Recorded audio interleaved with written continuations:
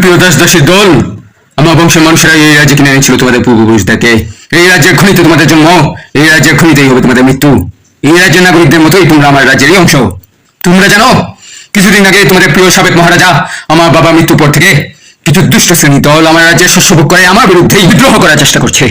বাতাসে বাতাসে আমার কানে কথা বেশি আসে যে সেই দুর্বৃত্তদের কাছ থেকে অনুপ্রেরণা পেয়ে খনিতে কাজ করে তোমাদের দাস দাসী গোষ্ঠীর এক অংশ দাসত্বের বিরুদ্ধে বিপ্লব করার পরিকল্পনা করছে। তোমাদের মাঝে বিদ্রোহী যারা, তারা বলবে মানুষ হিসেবে সবাই সমান। সেটা কিন্তু আমি নিজেও বিশ্বাস করি। দাস দাসী ও মালিক অবশ্যই উভয়ই সমান, কিন্তু তোমাদের জীবনের স্থান হলো খনিতে কাজ করা, আর আমার স্থান হলো রাজ্য পরিচালনা করা। দুই কাজে কিন্তু অত্যন্ত গুরুত্বপূর্ণ, দুই কাজেই সমান। চিন্তা করে দেখো, এক মন ধান শস্য আর এক মন স্বর্ণ, কিন্তু ওজনে একই সমান, কিন্তু এদের প্রয়োগ আলাদা আলাদা। স্বর্ণ উদরাগত করা অসম্ভব, আর ধান শস্য দিয়ে অলংকার তৈরি করা অসম্ভব। তাই অবশ্যই আমি সাম্যে বিশ্বাসী। সাম্যই আমাকে বলে তোমরা হয়ে থাকবে দাস দাসী আর আমি হয়ে থাকবো রাজা। যাই হোক, আমার বক্তব্য আজকে আমি সংক্ষিপ্ত রাখছি।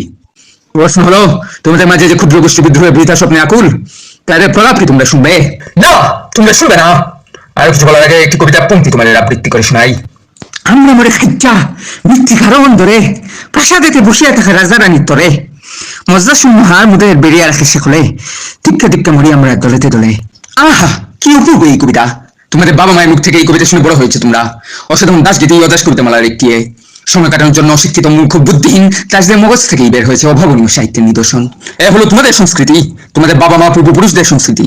এই সংস্কৃতির জন্ম হয়েছে দাস প্রথার কারণে। তোমরা যদি দাস প্রথা বিরুদ্ধে বিপ্লব করো, তবে এই সংস্কৃতি চিরতরে হারিয়ে যাবে। আমি দাস নই, ভাগ্যের লীলায় আমি হয়েছি রাজা, কিন্তু আমি দাস সংস্কৃতির গুরুত্ব বুঝি। তোমরা হয়তো অশিক্ষিত বিদায় সেই গুরুত্ব বুঝতে পারবে না, কিন্তু তোমাদের সংস্কৃতির গুরুত্ব অসীম। তাই আমি রাজা হিসেবে অঙ্গীকার করেছি যে তোমাদের দাস সংস্কৃতি যেভাবে হোক আমি বাঁচিয়ে রাখবো, তোমাদের এবং তোমাদের পরবর্তী প্রজন্মকে। তাই আমি আজীবন দাসত্ব বন্ধনে আবদ্ধ রাখবো, তোমাদের শ্রমের ভোগ নেওয়ার জন্য নয়, তোমাদের সংস্কৃতি বাঁচিয়ে রাখার জন্য। তোমাদের অবশ্যই উচিত আমার প্রতি কৃতজ্ঞ থাকা। আমি লক্ষ্য করেছি যে তোমরা আস্তে আস্তে সংস্কৃতির পথ থেকে ভ্রষ্ট হয়ে যাচ্ছ। তোমাদের পূর্বপুরুষেরা এসেছিলেন এই দ্বীপে শেকলে আবদ্ধ হয়ে, কিন্তু তোমাদের পরম কোথায় সেই শেকল? কোথায়?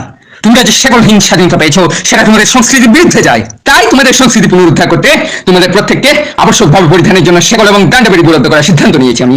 আশা করি তোমরা তোমাদের দাসগীতি ও দাসকাব্যের সংস্কৃতি বাঁচিয়ে রাখবে, নতুন দাসকাব্য ও দাসগীতি রচনা করবে। আর তোমাদের মাঝে যদি কেউ বিদ্রোহের আওয়াজ তুলে, তাদের বিরুদ্ধে অবশ্যই কর্তৃপক্ষের কাছে বিচার দিবে। বিদায়।